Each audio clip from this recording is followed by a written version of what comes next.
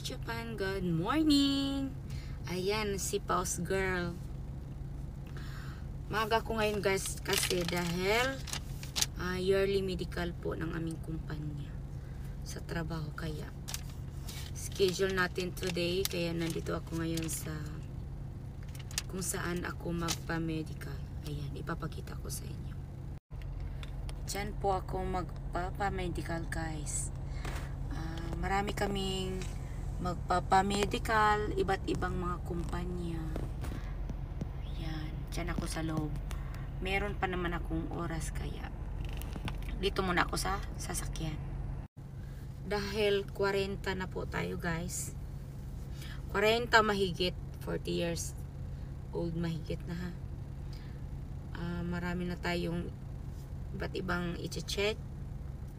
Like, yung sa mo, sa anong tawag sa sa bituka, yung ganon.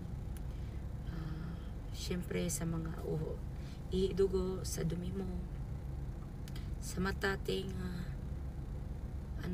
dito sa breast mo. Marami. Kuhaan ka pa ng dugo.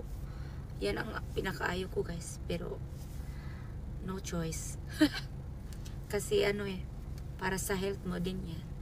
Ayan ha, pause talaga ako guys. Kaya dala-dala ko na yung mga papers na kailangan ko. Nandito na yung dumi. Tapos ihido na siya kuhaan. Maganda din to guys, kasi kung meron kang makikitang sakit, maagapan agad. Pero sana wala naman. Kaya dito muna tayo sa sasakyan, kasi may oras pa naman Sana okay ang lahat guys, kasi lasinggera pa naman ako. Yun lang po guys. Thank you for watching. Bye.